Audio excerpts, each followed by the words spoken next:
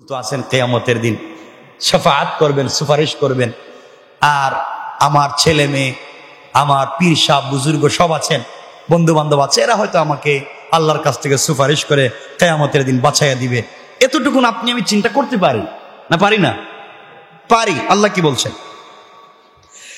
আল্লাহ রব্বুল ইজ্জত ওয়াল জালালের পরে বলছেন, ওয়ালা ইউকাল্লিমুহুমুল্লাহু ইয়াওমাল কিয়ামাহ। কিয়ামতের দিন আল্লাহ তাআলা তাদের সঙ্গে কোনো কথা বলবেন না। আল্লাহ যার সঙ্গে কথা বলবেন না, পৃথিবীর কোনো সৃষ্টি নাই, কারো ক্ষমতা নাই। আল্লাহ যার সঙ্গে কথা বলবেন না বা নিষেধ করে দিয়েছেন, তার সঙ্গে কথা বলতে পারে পৃথিবীতে কি এমন কেউ আছে নাকি? কথা বলেন। আল্লাহ বলছেন তার সঙ্গে আমি কথা বলবো না। কিয়ামতের দিনে আল্লাহ বললেন, ওয়ালা ইউকাল্লিমুহুমুল্লাহু ইয়াওমাল কিয়ামাহ, তার সঙ্গে কোনো কথা পর্যন্ত বলবো না। আপনি চিন্তা করলেন আল্লাহ তাআলা আমার সঙ্গে কিয়ামতের দিন কথা বলবেন না, আল্লাহ তাআলা আমার পেটটাকে আগুন ঢুকাইয়া দিবেন, তো কি হয়েছে? আমার মন বলছে হয়তো আল্লাহর রাগ কমলে আমাকে পবিত্র করবেন, আমাকে পবিত্র করে আমাকে ভালো করে গোসল করাইয়া জান্নাত দিয়ে দিতে পারেন। এরপরে দেখেন আল্লাহ কি বলছেন, পরের শব্দে বলছেন, ওয়ালা ইউযাক্কিহিম, এবং তাকে কোনোদিন আর পবিত্র করা হবে না। নাউজুবিল্লাহ বলেন না? আর কোনোদিন তাকে পবিত্র করা হবে না। এখন চিন্তা করেন আপনারা কি কাজগুলো করবেন, হারামকে হালাল, হালালকে হারাম ভাববেন কিনা চিন্তা করেন। কাউরে কিভাবে কাপড় দিয়ে বা যে কোনো জিনিস দিয়ে কিটা কি লিখবেন কিনা কাগজের মধ্যে চিন্তা করেন। আল্লাহ বলছেন আমি তাকে পবিত্র করব না, কিয়ামতের দিন কথাও বলবো না, কাউকে কথাও বলতে দিব না। তাহলে এখন কি হবে? কথাও বলবেন না, পবিত্র করতে দিবেন না, পেট থেকে আগুনও বাইর করবেন না। আল্লাহ শাস্তি কি শেষ? আর কিছু দিয়েন না আমাদেরকে। এরপরের শব্দে আল্লাহ বলছেন, ওয়ালাহুম আযাবুন আলীম, তাদের জন্য রয়েছে যন্ত্রণাদায়ক, বেদনাদায়ক, অপমানজনক, লাঞ্ছনাকর শাস্তি। বলেন নাউজুবিল্লাহ। বেদনাদায়ক, অপমানজনক, লাঞ্ছনাকর শাস্তি। বলেন নাউজুবিল্লাহ। এখন এরা কারা? যাদের কি শাস্তি দিবেন কারা? যারা হালালকে হারাম ভাবলো, হারামকে হালাল ভাবলো, 2 নম্বরই করে ব্যবসা করলো, আল্লাহ না করার পরেও এই গোশতগুলো খাইলো, চর্বিগুলো খাইলো, এরাই তো। তাহলে এরা কি করলো? এরা কারা? এই কাজ করলে কারা? এরপরে আয়াতে আল্লাহ বলছেন, উলাইকাল্লাযীনা ইশতারাউদ-দালালাতা বিল-হুদা ওয়াল-আযাবা বিল-মাগফিরা ফামা আসবারাহুম আলান-নার। আল্লাহ রব্বুল ইজ্জত ওয়াল জালাল বললেন, এরাই হলো সেসব লোক, এরাই হলো সেসব লোক যারা হিদায়াতের বিনিময়ে গুমরাহি খরিদ করেছে এবং খরিদ করেছে ক্ষমা অনুগ্রহের বিনিময়ে আল্লাহর আযাব।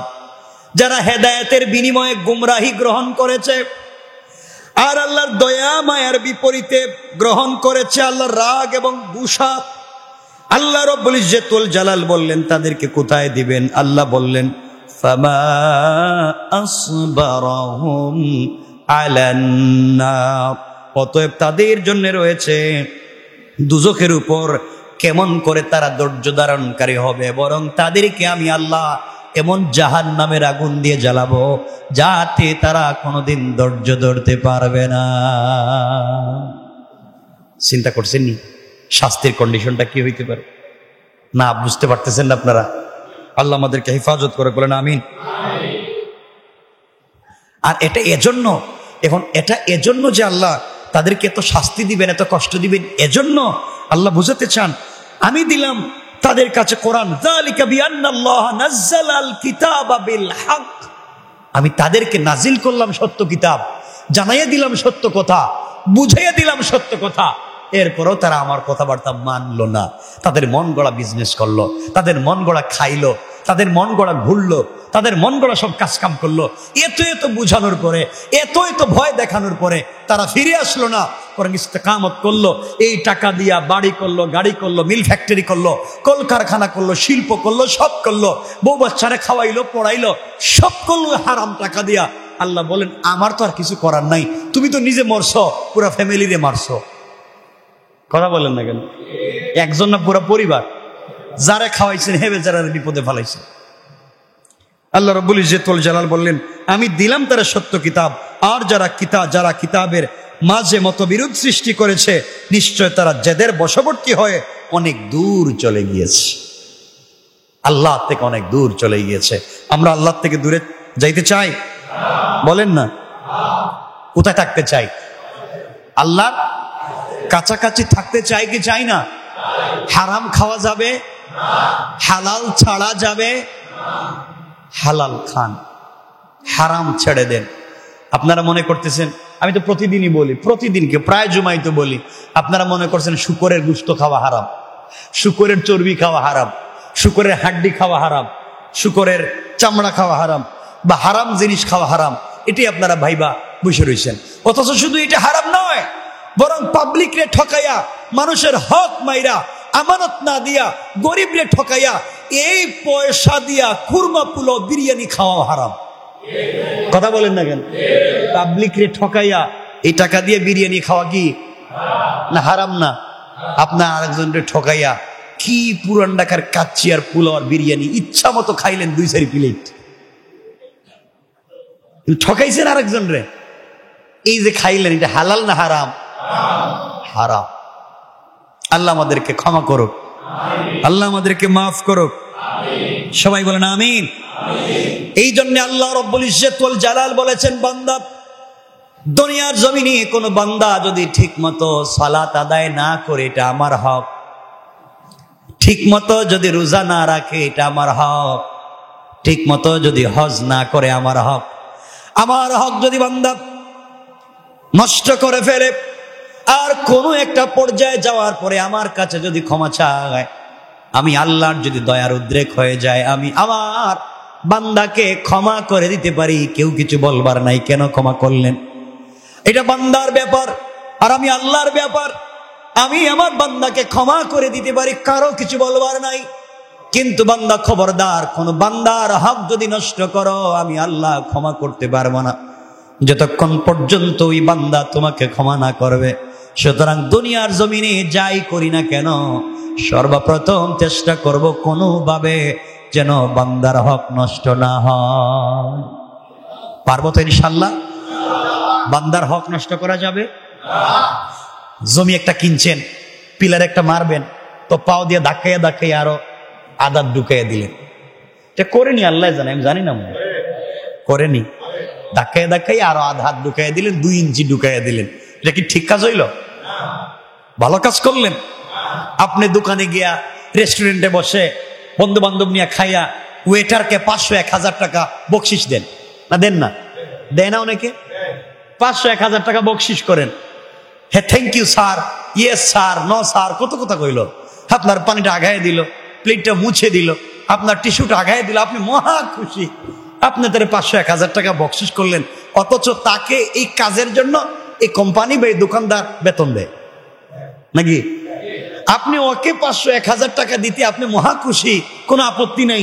কিন্তু রিক্সাওয়ালা মাথার গাম পায়ে ফেলে টানতে টানতে, বুড়া মানুষ 3 জন মোটা, এক একজনের ওজন হচ্ছে 85 কেজি, এমন 3টে উঠছে, টানতে টানতে নিয়ে এসে এখন হেরে 10 টাকা না 2 টাকা বেশি দিলে থাবড়ায়, ও চার্জ কেন 2 টাকা বেশি?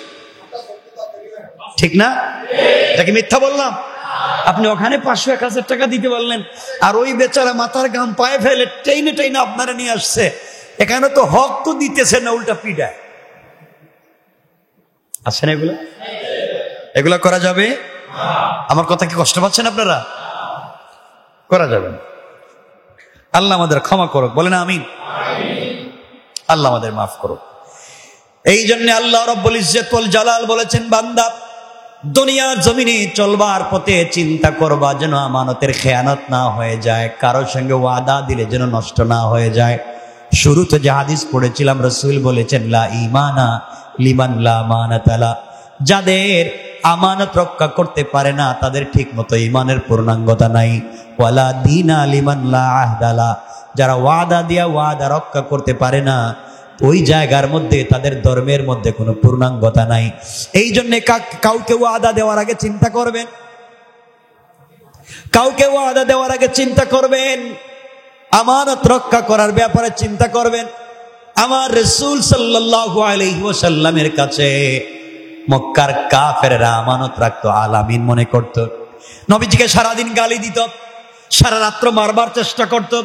কেমনে মুহাম্মদকে মারা যায়, কোন জায়গায় মুহাম্মদকে আটকায়া দেওয়া যায়, কেমনে আঘাত করা যায়, কেমনে পিটানো যায়, এই চিন্তা সারাদিন কাফেরেরা করত। রাত্র কেমনে মারা যায় চিন্তা করত। কিন্তু দিন শেষে তারা নিজের সম্পত্তি আমানত রাখত রাসূলের কাছে। আল্লাহু আকবার বললেন না?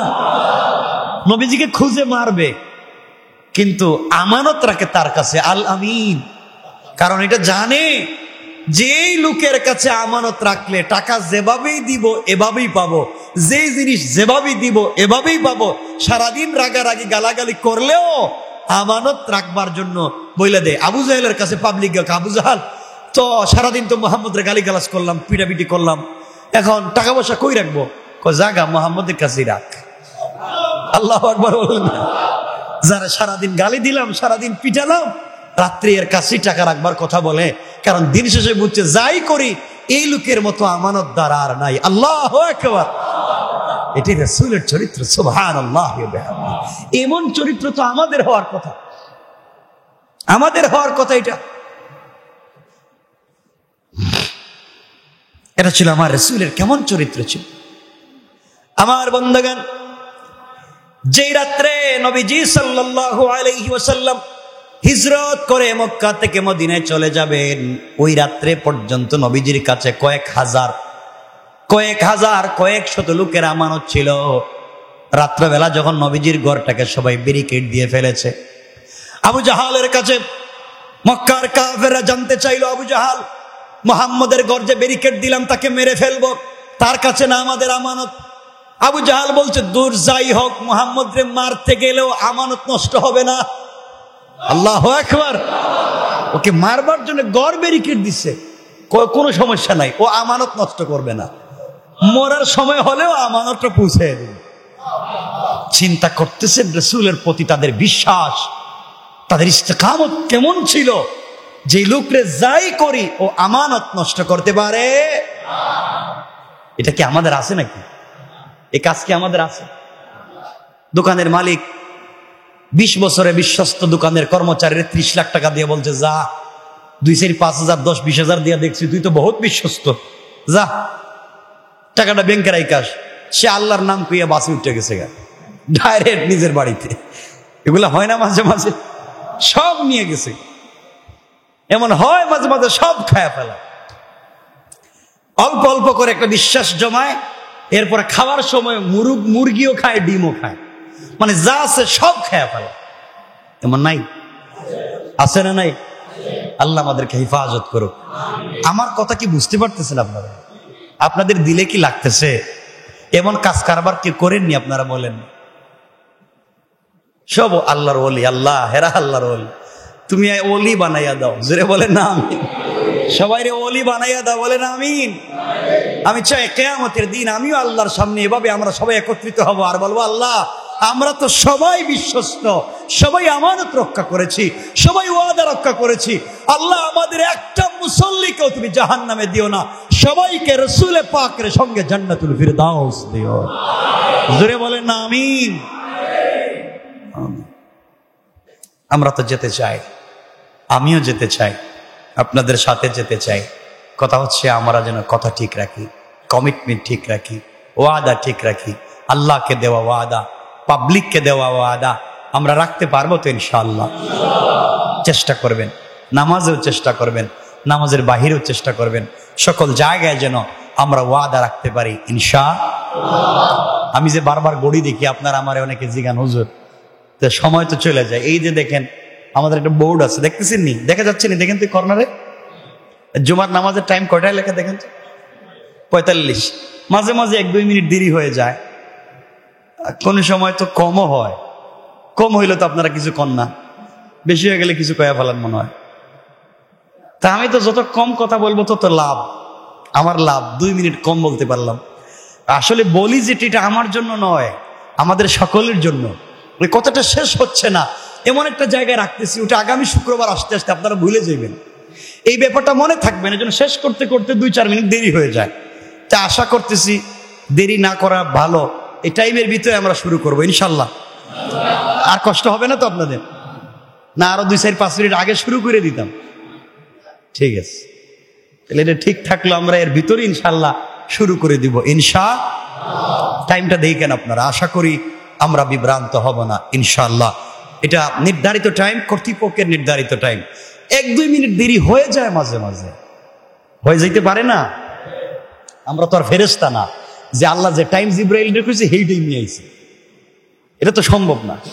এজন্য আল্লাহ আমাদের সবাইকে কবুল করুক, সবাই আমানতদার হয়ে যায়, সবাই ইনসাফওয়ালা হয়ে যায়, সবাই ওয়াদা রক্ষাকারী হয়ে যায়, সবাই ভাই ভাই হয়ে যায়, দিলটাকে পরিষ্কার করে ফেলি। বলেন না আমিন।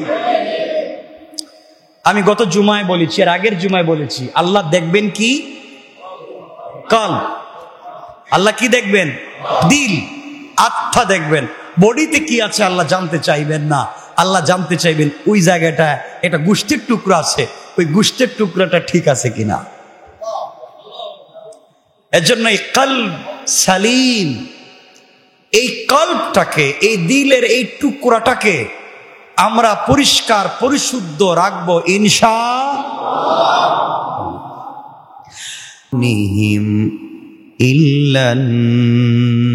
ইল্লান্নার ওয়ালা ইউকাল্লিমুহুমুল্লাহু ইয়াওমাল কিয়ামাহ ওয়ালা ইউযাক্কিহিম ওয়ালাহুম আযাবুন আলীম। أولئك الذين اشتروا الضلالة بالهدى والعذاب بالمغفرة فما أصبرهم على النار.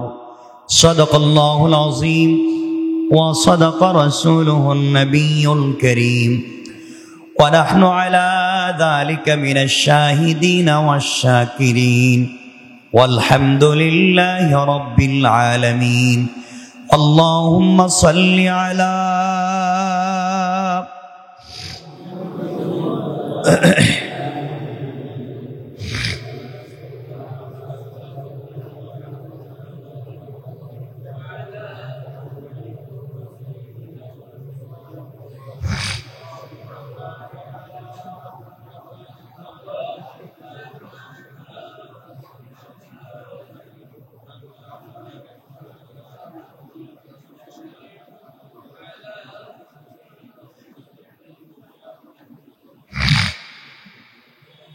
আলহামদুলিল্লাহ।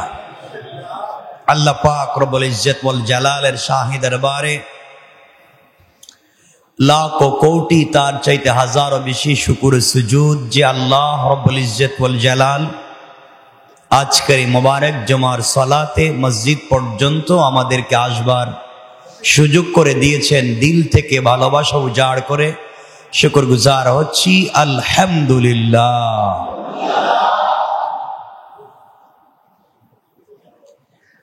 কোরআনে কারীমের 2 নম্বর পারা, 2 নম্বর সূরা, সূরা আল বাকারার 174 নম্বর আয়াত থেকে আমরা কিছু তেলাওয়াত শুনেছি। আল্লাহ রাব্বুল ইজ্জত ওয়াল জালাল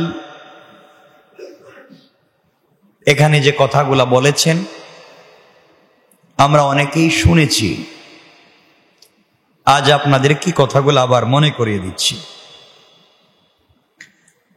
এর আগের আয়াতে আল্লাহ রাব্বুল ইজ্জতুল জালাল অর্থাৎ এই পৃষ্ঠার প্রথম আয়াতে বলছেন, ইন্নামা হাররামা আলাইকুমুল মাইতাতা ওয়াদ-দামা ওয়া লাহমাল খিনজির ওয়া মা উহিল্লা বিহি লিগাইরিল্লাহ। আল্লাহ বলছেন তিনি তোমাদের উপরে হারাম করেছেন, অর্থাৎ আল্লাহ মুসলমানদের উপরে হারাম করেছেন মৃত জীবকে খাওয়া, মৃত জীবের গোশত খাওয়াকে আল্লাহ হারাম করেছেন। কে? কি গোশত? মৃত। তাহলে মৃত প্রাণীর গোশত খাওয়া বলেন না, তাহলে আমরা কি জীবিত খাই? মৃতই খাই। সবাই মৃত খায়, জীবিত কেউ খায় না। খাওয়ার প্রক্রিয়াটা ভিন্ন। যেটা এমনি এমনি মরে যায়, আল্লাহর নাম বলা ছাড়া, সেটা মৃত। একটা গরু রাত্রে মরে গিয়েছে, সকালে দেখলেন মরা। একটা ছাগল মরে গিয়েছে, মরা। এটা মৃত প্রাণী, এটা খাওয়া। আর আপনি যেটা জবাই করে মারলেন আল্লাহর নাম বলে, সেটা খাওয়া বলেন হালাল। তাহলে বোঝা গেল মৃত প্রাণীর গোশত খাওয়া বেচা কিনা হালাল। মৃত প্রাণীর গোশত খাওয়া হারাম, বেচা কিনা লেনদেন হারাম। তাহলে আজকালকে যারা মৃত প্রাণীর গোশত বাজারে বিক্রি করে, জীবিত বলে যে জীবিত পশু জবাই করে বিক্রি করতেছে, রাত্রে মরেছে এটা রাত্রি জবাই করে রেখে দিছে। মরা প্রাণীকে জবাই করে বাজারে যারা গোশত বিক্রি করে, এক তো মৃত প্রাণী হারাম, তা তার বিক্রি হারাম, আর হালাল বলে প্রতারণা করে বিক্রি করে তাও হারাম। সুতরাং হারামকে যদি কেউ হালাল বলে বিক্রি করে, হারামকে যদি কেউ হালাল বলে বিক্রি করে এবং বিশ্বাস করে, সে কাফের। সে বলেন সে, অর্থাৎ হারামকে হালাল মনে করা কুফরি, হালালকে হারাম মনে করা কুফরি। সুতরাং কেউ যদি কোনো হারামকে হারাম মনে করে খেয়ে ফেলে, হারামকে হারাম মনে করে খেয়ে ফেলে, কবিরা গুনাহ, ঈমান যাবে না, গুনাহ হয়েছে। আর কেউ যদি হারামকে হালাল মনে করে খায়, গুনাহ হবে, ঈমানও যাবে, গুনাহ হবে। কথা কি বুঝতেছেন?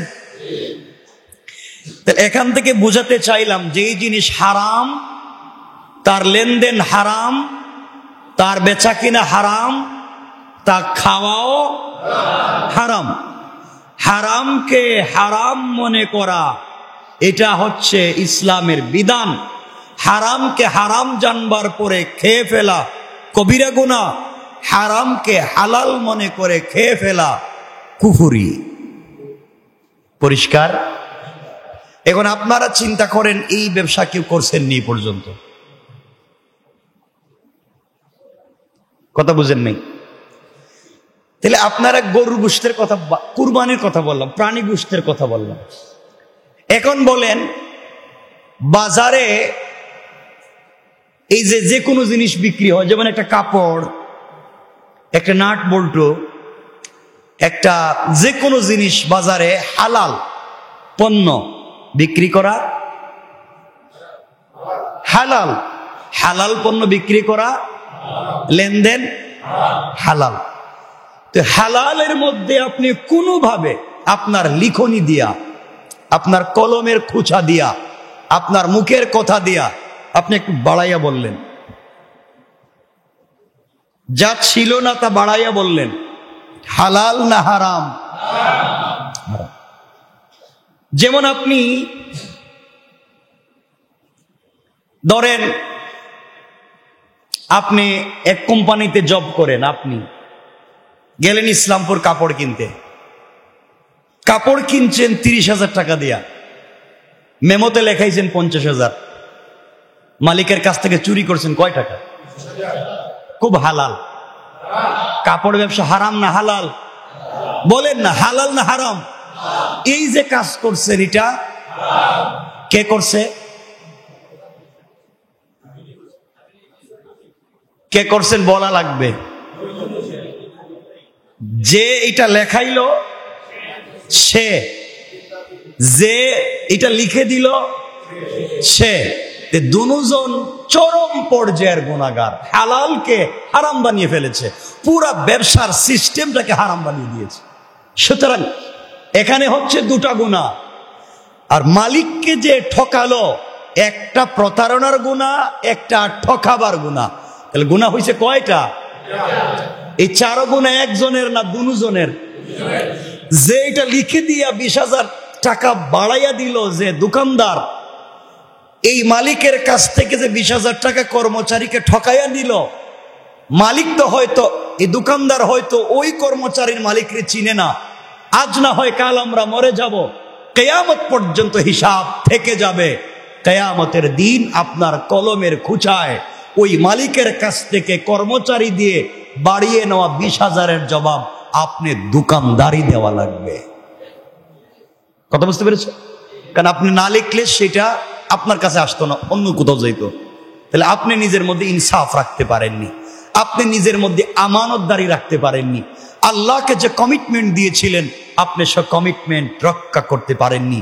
যার কমিটমেন্ট ঠিক নাই, যার আমানতদারি ঠিক নাই, সে দেখতে মুসলমান হবে, আল্লাহর দৃষ্টিতে মুসলমান। আর কথা বলেন না কেন? মুসলমান। বিশ্বাস হচ্ছে না? হাদিস শুনেন, বুখারী। রাসূল বলেছেন, লা ঈমানা লিমান লা আমানাতা লা। যে আমানত রক্ষা করতে পারলো না, লা ঈমানা, তার কোনো ঈমান নাই। আপনি দোকানের ব্যবসার আমানত রক্ষা করতে পারেন নাই, আপনি আল্লাহর সঙ্গে দেওয়া আমানত রক্ষা করতে পারেন নাই। আপনার দোকানে পৌঁছে দেওয়া মালিক তার কর্মচারীকে দিয়া কাগজ আপনি আমানত রক্ষা করতে পারেন নাই। একজন আমানত রক্ষা করতে না পারা, রাসূলের ভাষায় লা ঈমানা লিমান লা আমানাতা লা, তার ঈমান নাই। আল্লাহর সঙ্গে ওয়াদা দিয়েছিলেন হালালকে হালাল বলবো, হারামকে হারাম বলবো। প্রতারণা, চুগলখুরি, পার্সিয়ালিটিতে নাই, আপনি তা রক্ষা করতে পারেন নাই। হাদিসের বাকি অংশ, ওয়ালা দীনা লিমান লা আহদা লা, যার আল্লাহর সঙ্গে ওয়াদা দিয়া, পাবলিকের সঙ্গে ওয়াদা দিয়া কমিটমেন্ট ঠিক রাখতে পারে না, আল্লাহর রাসূল বলছেন ওয়ালা দীনা, তার কোনো ধর্ম নাই। আমি মনে বোঝাতে পারি নাই, বুঝছেননি আমার কথাবার্তা? তাহলে এই ব্যবসায় জড়িতদের 1 নাম্বার ঈমান। বলেন না? তাহলে ঈমান থাকলে কি কাজ কি করতো? আল্লাহর ভয় থাকতো না। 2 নাম্বার, তার কোনো ধর্ম নাই। ধর্মের প্রতি যদি বিশ্বাস থাকতো, তাহলে যে ধর্মে যেই গুনাহ, সেই গুনাহ মনে করলে এই কাজে যাইতো না। তাহলে আমরা এতটুকুন বলতে পারি, আমি আপনি যদি এই ধরনের কাজ করে থাকি, আমরা ক্ষমা চাওয়ার সুযোগ থাকলে ক্ষমা চেয়ে নিব আল্লাহর কাছে। কথা বুঝতেছেন? কার কাছে? আল্লাহ চাইলে ক্ষমা করে দিবেন। কথা বলেন না?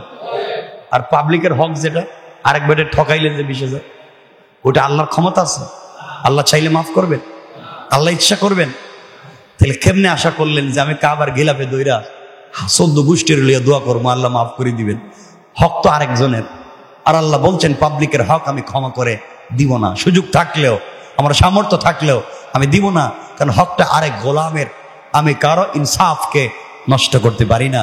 সুতরাং আল্লাহ ক্ষমা করবেন না। এর অর্থ দাঁড়ালো কি? আল্লাহ যেটা ক্ষমা করবেন না, বান্দার কাছ থেকে ক্ষমা না নিলে, এর অর্থ দাঁড়ালো কি? আমরা সে পথে যাব না। বলেন না ইনশাআল্লাহ? তাহলে আজ থেকে বোঝা গেল হালালকে হালাল বলবো। এই ধরনের কাজ যারা করতে আসে তাদেরকে হারাম বলে বুঝাইয়া দিয়ে দিব, বাবা হারাম, ভাগো, আমার কাছে গোলাতে সুযোগ নাই। আসেনি এগুলা? বলেন। এক দোকানে গরুর গোশত কিনছেন 10 কেজি, ওজন দিয়েছেন 10 কেজি 500 গ্রাম, মানে 10.5 দিছে। আপনি আরেকজনের কাছে ওজন দিয়ে দেখেন 7.5 কেজি। বাকিগুলো গেল কই? এগুলো হয়নি মাঝে মাঝে আমার বলেন, হয়নি?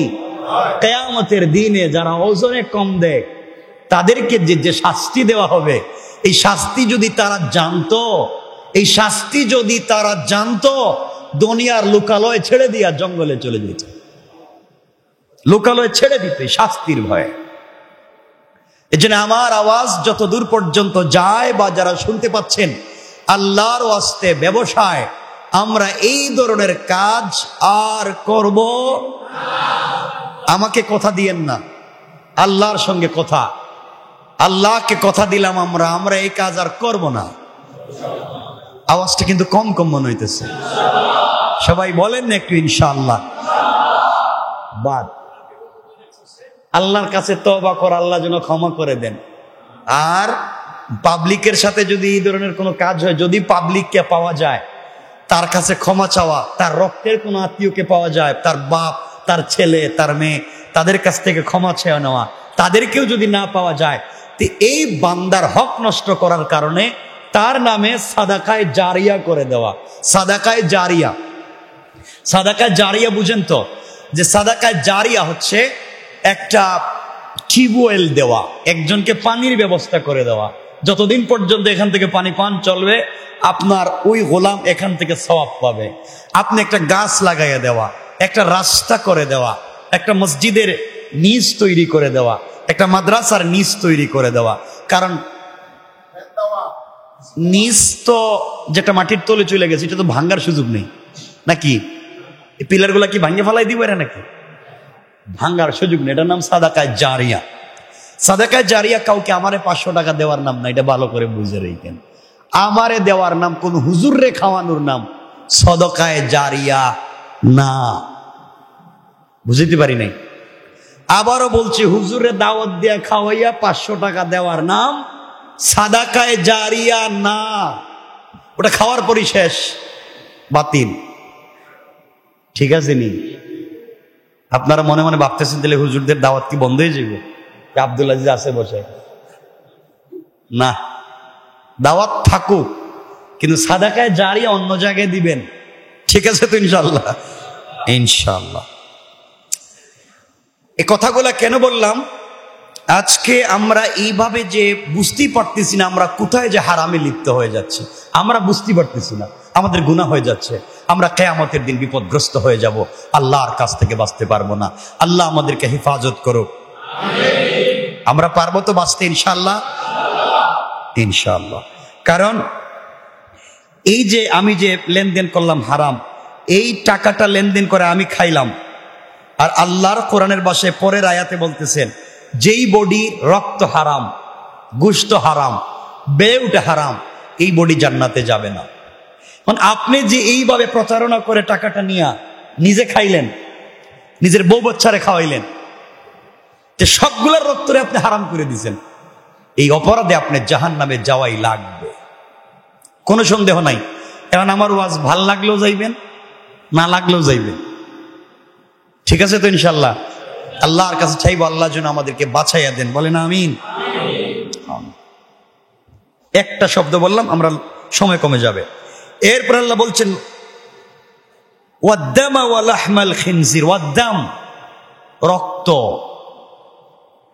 রক্ত খাওয়া বা পান করা হারাম। প্রাণীর রক্ত খাওয়া বা পান করা হারাম। আমি শুনলাম ওই দিন আমি এক জায়গায় প্রোগ্রামে কথা বলতেছি, তো একজন বলতেছেন রক্ত নাকি বিক্রি করে দেয়, যে জমাট বাদ দিলে নাকি কলিজার মতো হয়, কলিজাই তো হয়, এরপর এটা বিক্রি করে দেয়। যাইবেন কই আপনি? হালাল না হারাম? রক্ত হারাম। এরপরে বলছেন ওয়ালাহমাল খিনজির, এবং শুকুরের গোশত খাওয়া হারাম।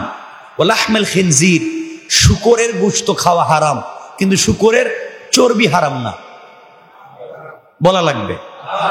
শুকরের গোশত, তার চর্বি, তার চামড়া। এখন বলেন শুকরের চর্বিযুক্ত খাবার আপনারা খান না,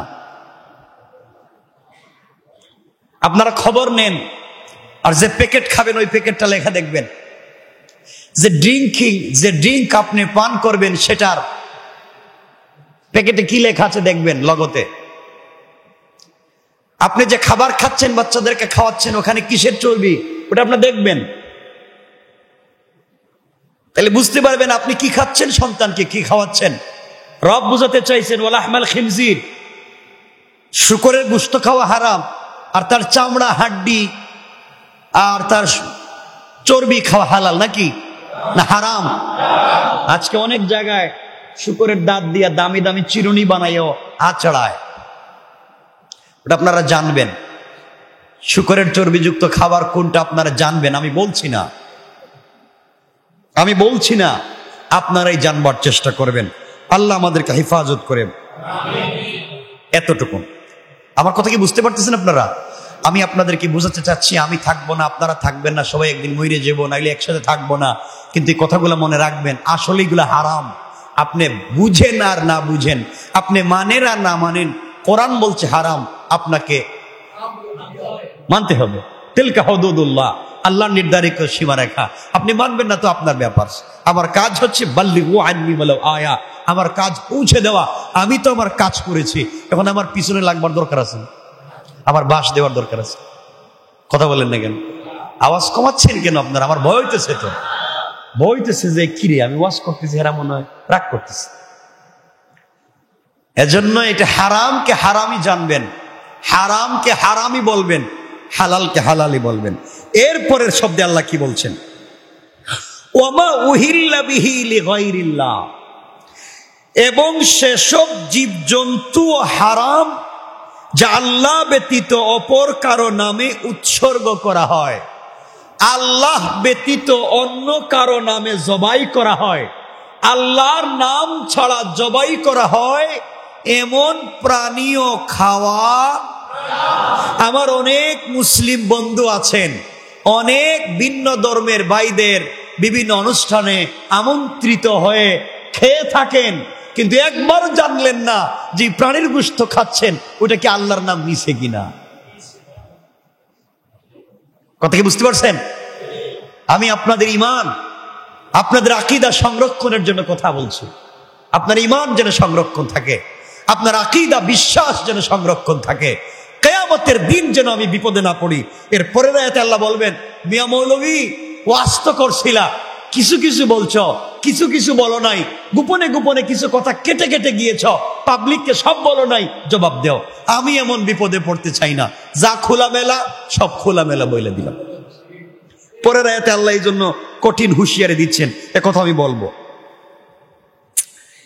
আচ্ছা, তাইলে আপনি যে ভিন্ন ধর্মের বন্ধু বান্ধবদের আড্ডায় যান, তাদের দাওয়াতে গিয়ে যে খাচ্ছেন প্রাণীর গোশত, একবারও জানতে চাইলেন না ওর আল্লাহর নাম নিয়ে জবাই করছে কিনা? কারণ আপনি মুসলিম, আল্লাহর নাম ব্যতীত, আল্লাহ বলছেন ওয়ামা উহিল্লা বিহি লিগাইরিল্লাহ, আল্লাহর নাম ব্যতীত অন্যের নামে যদি জবাই করা হয়, উৎসর্গ করা হয়, আল্লাহর নাম ছাড়া পশু জবাই করা হয়, এই প্রাণীর গোশত খাওয়াও। সবাই বলেন না? বিশ্বাস হয় না সন্দেহ আছে? কোরআনের আয়াত সূরা আল বাকারা 2 নম্বর সূরা 2 নম্বর পারা আয়াত নম্বর 173 পৃষ্ঠার প্রথম আয়াত। এখন আপনি কোথায় কি খাচ্ছেন বাবা চিন্তা করবেন, চিন্তা করে খাবেন কি খাচ্ছেন। আমি শুধু সংক্ষেপ করে বলছি।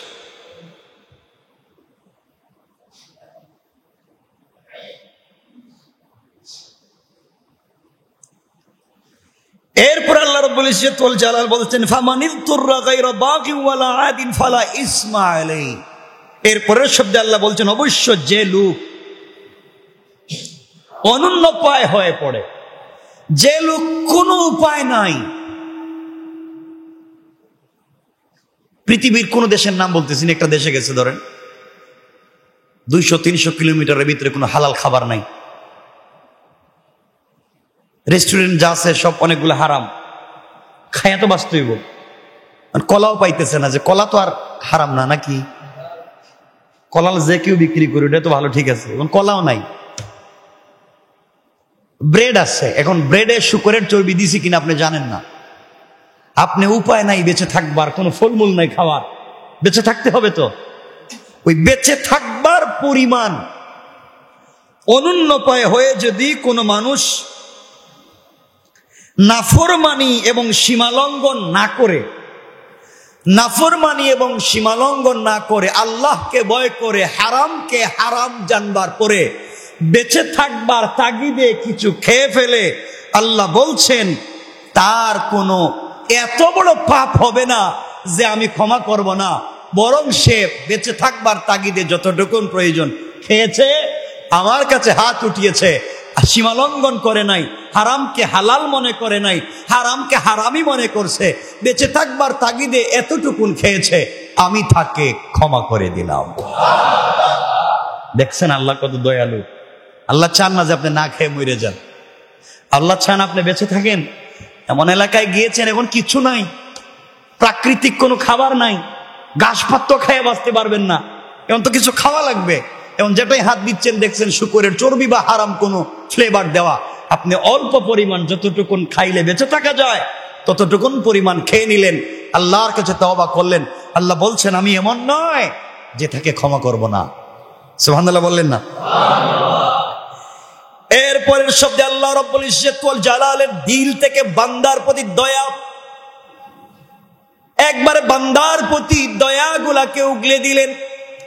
আল্লাহ রাব্বুল ইজ্জত ওয়াল জালাল এই আয়াতের শেষ শব্দের দিকে বলতে লাগলেন, আল্লাহ বললেন ইন্নাল্লাহা গফুরুর রহিম।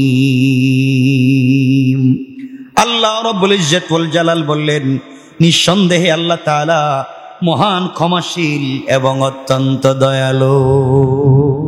সুবহানাল্লাহ জোরে বলেন।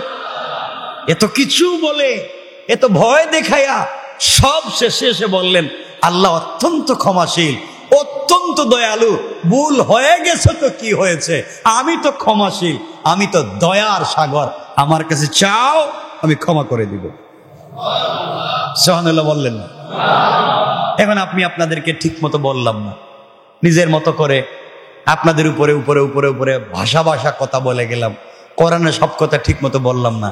কারণ আমার অবস্থাটা কি হইতে পারে, আমি হালালকে হারামকে একটু একটু না সমাজে চলতে গেলে এটা করে ফেলেন, বন্ধু বান্ধবের আড্ডায় গেছেন, এখন সামাজিকতা রক্ষা করতে হইব না, এখন কি করবেন চালাইয়া নিয়েন, এইভাবে কি মাইরা দিলাম একটা ওয়াজ, কথা বুঝেন নাই?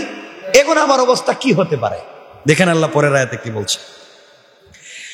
আল্লাহ রাব্বুল ইজ্জত ওয়াল জালালের পরে বলছেন ইন্নাল্লাযীনা ইয়াকতুমুনা মা আনজালাল্লাহু মিনাল কিতাবি ওয়া ইয়াশতারুনা বিহি সামানান কলিলা উলাইকা মা يأكلون في بطونهم إلا النار।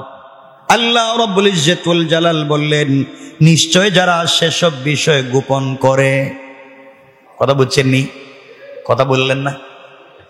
নিশ্চয় যারা সেসব বিষয় গোপন করে যা আল্লাহ কিতাবে নাজিল করেছেন এবং সেজন্য অল্প মূল্য গ্রহণ করে, যে ব্যক্তি এই সব বিষয়কে গোপন করে, সব কিছু ঠিক মতো বলে না, সব কিছু বলে না, অনেক বিষয়কে তারা গোপন করে চলে, আল্লাহ তাআলা কোরআনে যা নাজিল করেছেন বর্ণনা করেছেন সব কথাগুলা ঠিক মতো বলে না, দুনিয়ার মানুষের কাছ থেকে অল্প মূল্য কিছু টাকা পাওয়ার জন্যে, কিছু টাকা পাওয়ার জন্যে, কিছু হাদিয়া পাওয়ার জন্যে, কিছু উপহার উপঢৌকন পাওয়ার জন্যে, কিছু বাহাবা পাওয়ার জন্যে, নিজের চাকরি টিকাইয়া রাখবার জন্যে যে বান্দা সত্যকে সত্য না বলে সে গোপন করবে, এরপর আল্লাহ বলেন ওয়াশতারুনা বিহি সামানান কালিলা, এগুলা না বলে সে অল্প মূল্য গ্রহণ করে কিছু টাকা পায়, সত্যকে সত্য বলে না, এমনি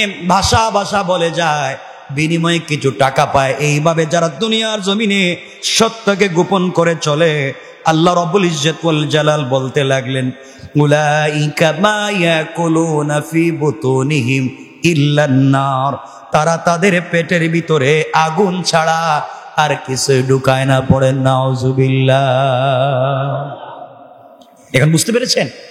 যারা ঠিক মতো বলবে না, যারা ঠিক মতো বর্ণনা করবে না, হালালকে হালাল বলবে না, হারামকে হারাম বলবে না, এমন ভাবে বলবে পাবলিক খুশি, সুবহানাল্লাহ, আলহামদুলিল্লাহ, কিছু হাদিয়া তুফা দিল, ওয়াস্তারুনা বিহি সামানান কালিলা, কিছু কম টাকা পয়সা পাইলো, বেচারা এভাবে বর্ণনা করে গেল। আল্লাহ বলেন ফি বুতুনিহিম ইল্লা নার, ও বেচারা, তার পেটে আগুন ছাড়া আর কিছু ঢুকাইলো না। এখন কি আমি ভাষা ভাষা কথা বইলা কি আগুন পেটে ঢুকামো? আর আপনারা এভাবে বইলা বইলা কি আগুন পেটে ঢুকাবেন? শুধু আমি বাঁচবো না, আপনারাও বলেন না সবাই। তাহলে আমাকেও বলতে হবে ক্লিয়ার, আপনাদেরকেও শুনতে হবে ক্লিয়ার, এবং আমি যখন থাকবো না আমার অবর্তমানে আপনারাও যেখানে ছড়িয়ে ছিটিয়ে থাকবেন সব জায়গায় আপনাদেরকেও বলতে হবে পরিষ্কার, ঠিক কিনা বলেন? তাহলে আমি আপনাদেরকে জানাইয়া দিছি, আল্লাহ বলছেন জানার পরে যদি কেউ গোপন করে। এখন কি আপনাদের জানা নাই? কথা বললেন না। তাহলে আপনারা আমার মতো জানেন। এখন যদি আপনারা বলেন না, তাহলে আপনারাও গোপন করছেন। তাহলে আপনারা গোপন করছেন, এই অপরাধের শাস্তি কি? পেটে কি? সবাই বলেন। আপনার চুলের আগুন, বলেন না কিসের আগুন? জাহান্নামের আগুন। যে আগুনকে 70,000 বছর আল্লাহ জ্বালাইয়া পুড়াইয়া লাল করে, একেবারে লাল করে রেখে দিয়েছেন, এই আগুন যাবে পেটে। তো এটার অর্থ দাঁড়াইলো কি আপনার পেট ঠিক থাকবো? কথা বলেন। এই আগুন পেটে যাওয়ার পরে কি পেট থাকবো, চামড়া থাকবো, না সব জ্বালাইয়া দিব? আল্লাহ আমাদেরকে মাফ করুক। সবাই বলেন আমিন। এতটুকুন শুনলেন। যাক, আল্লাহ বলছেন আগুন পেটে ঢুকাবেন, তো আছেন কিয়ামতের দিন শাফাআত করবেন, সুপারিশ করবেন। আর আমার ছেলে মেয়ে, আমার পীর সাহেব, বুজুর্গ সব আছেন, বন্ধু বান্ধব আছে, এরা হয়তো আমাকে আল্লাহর কাছ থেকে সুপারিশ করে কিয়ামতের দিন বাঁচাইয়া দিবে। এতটুকুন আপনি আমি চিন্তা করতে পারি না? পারি না? পারি। আল্লাহ কি বলছেন? আল্লাহ রাব্বুল ইজ্জত ওয়াল জালালের পরে বলছেন ওয়ালা ইউকাল্লিমুহুমুল্লাহু ইয়াওমাল কিয়ামাহ, কিয়ামতের দিন আল্লাহ তাআলা তাদের সঙ্গে কোনো কথা বলবেন না। আল্লাহ যার সঙ্গে কথা বলবেন না, পৃথিবীর কোনো সৃষ্টি নাই, কারো ক্ষমতা নাই। আল্লাহ যার সঙ্গে কথা বলবেন না বা নিষেধ করে দিয়েছেন, তার সঙ্গে কথা বলতে পারে পৃথিবীতে কি এমন কেউ আছে নাকি? কথা বলেন। আল্লাহ বলছেন তার সঙ্গে আমি কথা বলবো না। কিয়ামতের দিনে আল্লাহ বললেন ওয়ালা ইউকাল্লিমুহুমুল্লাহু ইয়াওমাল কিয়ামাহ, তার সঙ্গে কোনো কথা পর্যন্ত বলবো না।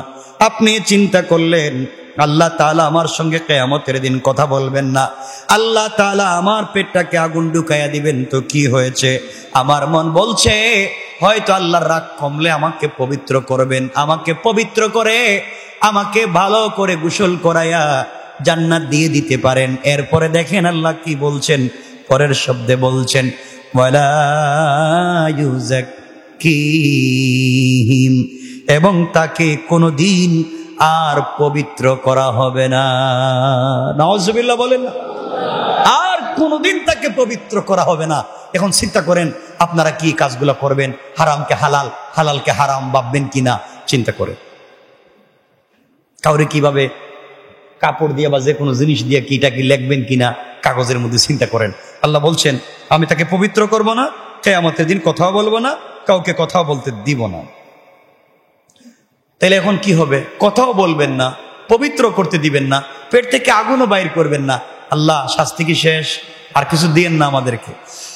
এরপরের শব্দে আল্লাহ বলছেন ওয়ালাহুম আযাবুন আলীম, তাদের জন্য রয়েছে যন্ত্রণাদায়ক, বেদনাদায়ক, অপমানজনক, লাঞ্ছনাকর শাস্তি। বলেন নাউজুবিল্লাহ। বেদনাদায়ক, অপমানজনক, লাঞ্ছনাকর শাস্তি। বলেন নাউজুবিল্লাহ। এখন এরা কারা? যাদের কি শাস্তি দিবেন কারা? যারা হালালকে হারাম ভাবলো, হারামকে হালাল ভাবলো, 2 নম্বরই করে ব্যবসা করলো, আল্লাহ না করার পরেও এই গোশতগুলা খাইলো, চর্বিগুলা খাইলো, এরাই তো। তাহলে এরা কি করলো? এরা কারা? এই কাজ করলে কারা? এরপরে আয়াতে আল্লাহ বলছেন উলাইকাল্লাযীনা ইশতারাউদ-দালালাতা বিল-হুদা ওয়াল-আযাবা বিল-মাগফিরা ফামা আসবারাহুম আলান-নার। আল্লাহ রাব্বুল ইজ্জতুল জালাল বললেন, এরাই হলো সেসব লোক যারা হিদায়াতের বিনিময়ে গুমরাহি খরিদ করেছে এবং খরিদ করেছে ক্ষমা অনুগ্রহের বিনিময়ে আল্লাহর আযাব। যারা হেদায়েতের বিনিময়ে গুমরাহি গ্রহণ করেছে আর আল্লাহর দয়া মায়ার বিপরীতে গ্রহণ করেছে আল্লাহর রাগ এবং গুসা, আল্লাহ রাব্বুল ইজ্জতুল জালাল বললেন তাদেরকে কোথায় দিবেন? আল্লাহ বললেন ফামা আসবারাহুম আলান-নার। অতএব তাদের জন্য রয়েছে দুজখের উপর কেমন করে তারা ধৈর্য ধারণকারী হবে, বরং তাদেরকে আমি আল্লাহ এমন জাহান্নামের আগুন দিয়ে জ্বালাবো যাতে তারা কোনোদিন ধৈর্য ধরতে পারবে না। চিন্তা করছেন নি শাস্তির কন্ডিশনটা কি হইতে পারে? না বুঝতে পারতেছেন না আপনারা? আল্লাহ আমাদেরকে হেফাজত করে, বলেন আমিন। আর এটা এজন্য যে আল্লাহ তাদেরকে এত শাস্তি দিবেন, এত কষ্ট দিবেন, এজন্য আল্লাহ বুঝাতে চান আমি দিলাম তাদের কাছে কোরআন, যালিকা বিআন্নাল্লাহা নাযালাল কিতাবা বিল হক। আমি তাদেরকে নাজিল করলাম সত্য কিতাব, জানাইয়া দিলাম সত্য কথা, বুঝাইয়া দিলাম সত্য কথা। এরপরও তারা আমার কথাবার্তা মানলো না। তাদের মন গড়া বিজনেস করলো, তাদের মন গড়া খাইলো, তাদের মন গড়া ঘুরলো, তাদের মন গড়া সব কাজকাম করলো। এত বুঝানোর পরে, এত ভয় দেখানোর পরে তারা ফিরে আসলো না, বরং ইস্তেকামত করলো। এই টাকা দিয়া বাড়ি করলো, গাড়ি করলো, মিল ফ্যাক্টরি করলো, কলকারখানা করলো, শিল্প করলো, সব করলো, বউ বাচ্চারে খাওয়াইলো, পড়াইলো, সব করলো হারাম টাকা দিয়া। আল্লাহ বলেন আমার তো আর কিছু করার নাই, তুমি তো নিজে মরছো, পুরা ফ্যামিলিরে মারছো। কথা বলেন না কেন? একজন না পুরা পরিবার, যারা খাওয়াইছেন হেবে যারা বিপদে ফেলাইছেন। আল্লাহ রাব্বুল ইজ্জতুল জালাল বললেন আমি দিলাম তারা সত্য কিতাব, আর যারা কিতাবের মাঝে মতবিরোধ সৃষ্টি করেছে নিশ্চয় তারা জেদের বশবর্তী হয়ে অনেক দূর চলে গিয়েছে, আল্লাহ থেকে অনেক দূর চলে গিয়েছে। আমরা আল্লাহ থেকে দূরে যাইতে চাই? বলেন না। কোথায় থাকতে চাই? আল্লাহর কাছাকাছি থাকতে চাই কি চাই না? হারাম খাওয়া যাবে, হালাল ছাড়া যাবে। হালাল খান, হারাম ছেড়ে দেন। আপনারা মনে করতেছেন, আমি তো প্রতিদিনই বলি, প্রতিদিনকে প্রায় জুমাই তো বলি, আপনারা মনে করছেন শুকরের গোশত খাওয়া হারাম, শুকরের চর্বি খাওয়া হারাম, শুকরের হাড্ডি খাওয়া হারাম, শুকরের চামড়া খাওয়া হারাম, বা হারাম জিনিস খাওয়া হারাম। এটি আপনারা ভাইবা বসে রয়েছেন। অথচ শুধু এটা হারাম নয়, বরং পাবলিক রে ঠকাইয়া, মানুষের হক মাইরা, আমানত না দিয়া গরিব রে ঠকাইয়া এই পয়সা দিয়া কুরমা পুলাও বিরিয়ানি খাওয়া হারাম। কথা বলেন না কেন? পাবলিক রে ঠকাইয়া এই টাকা দিয়ে বিরিয়ানি খাওয়া কি না হারাম না? আপনার আরেকজন রে ঠকাইয়া কি পুরান ঢাকার কাচ্চি আর পোলাও আর বিরিয়ানি ইচ্ছা মতো খাইলেন 2-4 প্লেট, ঠকাইছেন আরেকজন রে। এই যে খাইলেন এটা হালাল না হারাম? হারাম। আল্লাহ আমাদেরকে ক্ষমা করুক, আল্লাহ আমাদেরকে মাফ করুক। সবাই বলেন আমিন। এই জন্য আল্লাহ রাব্বুল ইজ্জতুল জালাল বলেছেন, বান্দা, দুনিয়ার জমিনে কোনো বান্দা যদি ঠিক মতো সালাত আদায় না করে এটা আমার হক, ঠিক মতো যদি রোজা না রাখে এটা আমার হক, ঠিক মতো যদি হজ না করে আমার হক, আমার হক যদি বান্দা নষ্ট করে ফেলে আর কোনো একটা পর্যায়ে যাওয়ার পরে আমার কাছে যদি ক্ষমা চায়, আমি আল্লাহর যদি দয়ার উদ্রেক হয়ে যায়, আমি আমার বান্দাকে ক্ষমা করে দিতে পারি, কেউ কিছু বলবার নাই কেন ক্ষমা করলেন। এটা বান্দার ব্যাপার আর আমি আল্লাহর ব্যাপার। আমি আমার বান্দাকে ক্ষমা করে দিতে পারি, কারো কিছু বলবার নাই। কিন্তু বান্দা খবরদার, কোন বান্দার হক যদি নষ্ট করো আমি আল্লাহ ক্ষমা করতে পারবো না। যতক্ষণ পর্যন্ত ওই বান্দা তোমাকে ক্ষমা না করবে, সুতরাং দুনিয়ার জমিনে যাই করি না কেন, সর্বপ্রথম চেষ্টা করব কোনোভাবে যেন বান্দার হক নষ্ট না হয়। পারবো তো ইনশাল্লাহ? বান্দার হক নষ্ট করা যাবে? জমি একটা কিনছেন, পিলার একটা মারবেন, তো পাও দিয়ে ধাক্কাইয়া ধাক্কাইয়া আরো আদাত ঢুকাইয়া দিলেন। এটা করেনি, আল্লাহ জানে, আমি জানি না, মনে করেনি। ধাক্কাইয়া ধাক্কাইয়া আরো আধা হাত ঢুকাইয়া দিলেন, 2 ইঞ্চি ঢুকাইয়া দিলেন। এটা কি ঠিক কাজ হইল? ভালো কাজ করলেন? আপনি দোকানে গিয়া রেস্টুরেন্টে বসে বন্ধু বান্ধব নিয়ে খাইয়া ওয়েটারকে 500-1000 টাকা বকশিস দেন না? দেন না? দেয় না অনেকে? 500-1000 টাকা বকশিস করেন। হ্যাঁ, thank you sir, yes sir, no sir, কত কথা কইল। আপনার পানিটা আগায় দিল, প্লেটটা মুছে দিল, আপনার টিস্যুটা আগায় দিল, আপনি মহা খুশি। আপনি তার 500-1000 টাকা বকশিস করলেন, অথচ তাকে এই কাজের জন্য এই কোম্পানি বা এই দোকানদার বেতন দেয় নাকি? আপনি ওকে 500-1000 টাকা দিতে আপনি মহা খুশি, কোনো আপত্তি নাই। কিন্তু রিক্সাওয়ালা মাথার গাম পায়ে ফেলে টানতে টানতে, বুড়া মানুষ 3 জন মুঠা মুঠা, এক একজনের ওজন হচ্ছে 85 কেজি, এমন 3টে উঠছে, টানতে টানতে নিয়ে এসে এখন হেরে 10 টাকা না 2 টাকা বেশি দিলে থাবড়ায়, চার্জ কেন 2 টাকা বেশি? ঠিক না? এটা কি মিথ্যা বললাম? আপনি ওখানে 500-1000 টাকা দিতে বললেন, আর ওই বেচারা মাথার গাম পায়ে ফেলে টেইনে টেইনে আপনারা নিয়ে আসছে। এখানে তো হক তো দিতেছে না, উল্টা পিডায়। আসেন এগুলো? এগুলো করা যাবে? আমার কথা কি কষ্ট পাচ্ছেন আপনারা? করা যাবে না। আল্লাহ আমাদের ক্ষমা করুক, বলেন আমিন। আল্লাহ আমাদের মাফ করুক। এই জন্য আল্লাহ রাব্বুল ইজ্জত ওয়াল জালাল বলেছেন, বান্দা দুনিয়ার জমিনে চলবার পথে চিন্তা করবা যেন আমানতের খেয়ানত না হয়ে যায়, কারোর সঙ্গে ওয়াদা দিলে যেন নষ্ট না হয়ে যায়। শুরুতে যে হাদিস পড়েছিলাম, রাসূল বলেছেন, লা ঈমানা লিমান লা আমানাতা লা, যাদের আমানত রক্ষা করতে পারে না তাদের ঠিক মতো ঈমানের পূর্ণাঙ্গতা নাই। ওয়ালা দীনা লিমান লা আহদা লা, যারা ওয়াদা দিয়া ওয়াদা রক্ষা করতে পারে না, ওই জায়গার মধ্যে তাদের ধর্মের মধ্যে কোনো পূর্ণাঙ্গতা নাই। এই জন্য কাউকে ওয়াদা দেওয়ার আগে চিন্তা করবেন, কাউকে ওয়াদা দেওয়ার আগে চিন্তা করবেন, আমানত রক্ষা করার ব্যাপারে চিন্তা করবেন। আমার রাসূল সাল্লাল্লাহু আলাইহি ওয়াসাল্লামের কাছে মক্কার কাফেররা আমানত রাখতো, আলামিন মনে করত। নবীজিকে সারাদিন গালি দিত, সারা রাত্র মারবার চেষ্টা করত। কেমনে মুহাম্মদকে মারা যায়, কোন জায়গায় মুহাম্মদকে আটকায়া দেওয়া যায়, কেমনে আঘাত করা যায়, কেমনে পিটানো যায়, এই চিন্তা সারাদিন কাফেরেরা করত। রাত্র কেমনে মারা যায় চিন্তা করত। কিন্তু দিন শেষে তারা নিজের সম্পত্তি আমানত রাখত রাসূলের কাছে। আল্লাহু আকবার বললেন না? নবীজিকে খুঁজে মারবে কিন্তু আমানত রাখে তার কাছে, আল আমিন। কারণ এটা জানে যেই লোকের কাছে আমানত রাখলে টাকা যেভাবেই দিব এভাবেই পাবো, যেই জিনিস যেভাবেই দিব এভাবেই পাবো। সারাদিন রাগারাগি গালাগালি করলেও আমানত রাখবার জন্য বইলা দেয়। আবু জাহেলের কাছে পাবলিক গেল, আবু জাহাল তো সারাদিন তো মোহাম্মদের গালি গালাজ করলাম, পিটাপিটি করলাম, এখন টাকা পয়সা কই রাখবো? জাগা মোহাম্মদের কাছেই রাখ। আল্লাহু আকবার বললেন না? যারা সারাদিন গালি দিলাম, সারাদিন পিটালাম, রাত্রি এর কাছেই টাকা রাখবার কথা বলে। কারণ দিন শেষে বুঝছে যাই করি এই লোকের মতো আমানতদার আর নাই। আল্লাহু আকবার। এটি রাসূলের চরিত্র, সুবহানাল্লাহ। এমন চরিত্র তো আমাদের হওয়ার কথা, আমাদের হওয়ার কথা। এটা ছিল আমার রাসূলের কেমন চরিত্র ছিল।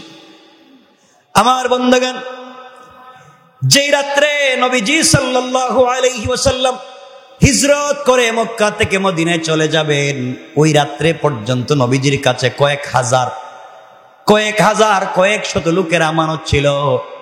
রাত্রবেলা যখন নবীজির ঘরটাকে সবাই ব্যারিকেড দিয়ে ফেলেছে, আবু জাহালের কাছে মক্কার কাফেররা জানতে চাইলো, আবু জাহাল, মুহাম্মদের ঘর যে ব্যারিকেড দিলাম তাকে মেরে ফেলবো, তার কাছে না আমাদের আমানত। আবু জাহাল বলছে, দূর যাই হোক, মুহাম্মদকে মারতে গেলেও আমানত নষ্ট হবে না। আল্লাহু আকবার। ওকে মারবার জন্য গড় ব্যারিকেড দিচ্ছে, কোনো সমস্যা নাই, ও আমানত নষ্ট করবে না, মরার সময় হলেও আমানতটা পৌঁছে দেবে। চিন্তা করতেছেন রাসূলের প্রতি তাদের বিশ্বাস, তাদের ইস্তেকামত কেমন ছিল। যে লোকরে যাই করি ও আমানত নষ্ট করতে পারে। এটা কি আমাদের আছে নাকি? এই কাজ কি আমাদের আছে? দোকানের মালিক 20 বছরে বিশ্বস্ত দোকানের কর্মচারীর 30 লাখ টাকা দিয়ে বলছে, যা 2-4-5,000 10-20,000 দিয়ে দেখছি তুই তো বহুত বিশ্বস্ত, যা টাকাটা ব্যাংকে রাইকাস।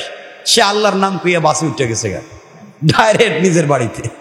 এগুলো হয় না মাঝে মাঝে? সব নিয়ে গেছে। এমন হয় মাঝে মাঝে সব খায়া ফেলা। অল্প অল্প করে একটা বিশ্বাস জমায়, এরপর খাওয়ার সময় মুরগিও খায়, ডিমও খায়, মানে যা আছে সব খায়া ফেলা। এমন নাই? আছে না নাই? আল্লাহ আমাদেরকে হেফাজত করুক। আমার কথা কি বুঝতে পারতেছেন আপনারা? আপনাদের দিলে কি লাগতেছে? এমন কাজ কারবার কি করেননি আপনারা? বলেন। সব আল্লাহর ওলি, আল্লাহ হেরা আল্লাহর ওলি, তুমি ওলি বানাইয়া দাও। জোরে বলেন না আমিন। সবাই রে ওলি বানাইয়া দাও, বলেন আমিন। আমি চাই কিয়ামতের দিন আমিও আল্লাহর সামনে এভাবে আমরা সবাই একত্রিত হব আর বলবো, আল্লাহ আমরা তো সবাই বিশ্বস্ত, সবাই আমানত রক্ষা করেছি, সবাই ওয়াদা রক্ষা করেছি। আল্লাহ আমাদের একটা মুসল্লিকেও তুমি জাহান্নামে দিও না, সবাইকে রাসূলে পাকের সঙ্গে জান্নাতুল ফিরদাউস দিও। জোরে বলেন না আমিন। আমরা তো যেতে চাই, আমিও যেতে চাই, আপনাদের সাথে যেতে চাই। কথা হচ্ছে আমরা যেন কথা ঠিক রাখি, কমিটমেন্ট ঠিক রাখি, ওয়াদা ঠিক রাখি। আল্লাহকে দেওয়া ওয়াদা, পাবলিককে দেওয়া ওয়াদা আমরা রাখতে পারবো তো ইনশাআল্লাহ? চেষ্টা করবেন, নামাজেও চেষ্টা করবেন, নামাজের বাহিরেও চেষ্টা করবেন, সকল জায়গায় যেন আমরা ওয়াদা রাখতে পারি ইনশাআল্লাহ। আমি যে বারবার গড়ি দেখি, আপনারা আমার অনেকে জিগান, হুজুর তো সময় তো চলে যায়। এই যে দেখেন আমাদের একটা বোর্ড আছে, দেখতেছেন নি? দেখা যাচ্ছে নি? দেখেন তো কর্নারে জুমার নামাজের টাইম কয়টায় লেখা দেখেন তো? 45। মাঝে মাঝে 1-2 মিনিট দেরি হয়ে যায়, কোন সময় তো কমও হয়। কম হইলে তো আপনারা কিছু কন না, বেশি হয়ে গেলে কিছু কয়া ফেলান মনে হয়। তা আমি তো যত কম কথা বলবো তত লাভ, আমার লাভ। 2 মিনিট কম বলতে পারলাম। আসলে বলি যে এটা আমার জন্য নয়, আমাদের সকলের জন্য। ওই কথাটা শেষ হচ্ছে না, এমন একটা জায়গায় রাখতেছি, ওটা আগামী শুক্রবার আসতে আসতে আপনারা ভুলে যাবেন। এই ব্যাপারটা মনে থাকবে না, যেন শেষ করতে করতে 2-4 মিনিট দেরি হয়ে যায়। তা আশা করতেছি দেরি না করা ভালো, এই টাইমের ভিতরে আমরা শুরু করবো ইনশাল্লাহ। আর কষ্ট হবে না তো আপনাদের? না আরো 2-4-5 মিনিট আগে শুরু করে দিতাম? ঠিক আছে, তাহলে এটা ঠিক থাকলো, আমরা এর ভিতরে ইনশাল্লাহ শুরু করে দিব ইনশাআল্লাহ। টাইমটা দেখেন আপনারা, আশা করি আমরা বিভ্রান্ত হব না ইনশাআল্লাহ। এটা নির্ধারিত টাইম, কর্তৃপক্ষের নির্ধারিত টাইম। 1-2 মিনিট দেরি হয়ে যায়, মাঝে মাঝে হয়ে যাইতে পারে না। আমরা তো আর ফেরেশতা না যে আল্লাহ যে টাইম জিবরাইল রেখেছে সেই টাইম নিয়ে আইছে, এটা তো সম্ভব না। এজন্য আল্লাহ আমাদের সবাইকে কবুল করুক, সবাই আমানতদার হয়ে যায়, সবাই ইনসাফওয়ালা হয়ে যায়, সবাই ওয়াদা রক্ষাকারী হয়ে যায়, সবাই ভাই ভাই হয়ে যায়, দিলটাকে পরিষ্কার করে ফেলি। বলেন না আমিন। আমি গত জুমায় বলেছি, এর আগের জুমায় বলেছি, আল্লাহ দেখবেন কি? কাল। আল্লাহ কি দেখবেন? দিল, আত্মা দেখবেন। বডিতে কি আছে আল্লাহ জানতে চাইবেন না, আল্লাহ জানতে চাইবেন ওই জায়গাটা একটা গোশতের টুকরা আছে, ওই গোশতের টুকরাটা ঠিক আছে কিনা। এর জন্য এই কলব সালিম, এই কলবটাকে, এই দিলের এই টুকরাটাকে আমরা পরিষ্কার পরিশুদ্ধ রাখবো ইনশাআল্লাহ। আল্লাহ রাব্বুল ইজ্জত ওয়াল জালাল বলেছেন, বান্দা দুনিয়ার জমিন থেকে আমার কোন গোলাম বিদায় নেওয়ার সময় যদি কলবটাকে পরিষ্কার করবার চেষ্টা করে, জীবনে শুধু ভয় করে, আল্লাহ আমি তো মরে যাব, কখন জানি মরে যেতে পারি, না জানি হক আদায় করতে পারলাম না, না জানি তোমার সঙ্গে ভালো সম্পর্ক করতে পারলাম না, না জানি তোমার হাবিবের সঙ্গে ভালো সম্পর্ক রাখতে পারলাম না, না জানি তোমার হাবিবকে খুশি করতে পারলাম না। আয় আল্লাহ তাআলা, দুনিয়ার জমিনে তুমি যেইভাবে বলেছো ওইভাবে তোমাকে সন্তুষ্ট করতে পারি নাই, তোমার পথে চলতে পারি নাই, তুমি যেভাবে বলেছো হক আদায় করতে পারি নাই। দিলের ভিতরে তড়পার তামান্না আছে, ভয় আছে, কখন জানি মরে যাই, কেমনে মরবো, আল্লাহর কাছে কি জবাব দিব। আল্লাহ রাব্বুল ইজ্জত ওয়াল জালাল বলেন, বান্দারে তোমার দিলের ভিতরে মৃত্যুর আগে যে ভয় ঢুকে গিয়েছে, আমার প্রতি একটা টান ঢুকে গিয়েছে, আমার প্রতি দুর্বলতা চলে এসেছে। দুনিয়া থেকে দূরে থাকতে চাও, আমি আল্লাহর কাছাকাছি থাকতে চাও, কিন্তু পারো না। আমি আল্লাহ রব্বুল ইজ্জত ওয়াল জালাল তোমার এই দিলের দুর্বলতার টানটাকে কবুল করে ইন্তেকালের সময় কালিমা পড়াইয়া আমি আল্লাহ জান্নাতটা চোখের সামনে রেখে কিয়ামতের দিনে রসুলে পাকের নিজ হাতে হাউজে কাউসারের পানি পান করাইয়া আমার কুদরতের হাত দিয়া জান্নাতের ওয়াদা দিয়ে দিলাম। পারবো তো ইনশাআল্লাহ? আল্লাহ আমাদের কবুল করো, বলেন আমিন। আমার জন্য দোয়া চাই, আপনাদের জন্য দিল থেকে দোয়া থাকবে। আজকে তাফসীর বাদিশা হবে, আপনারা সবাই আমন্ত্রিত ইনশাআল্লাহ। তাফসীরে আসবেন তো ইনশাআল্লাহ? সবাই আসবেন, আমাদের ধারাবাহিক তাফসীর চলতেছে।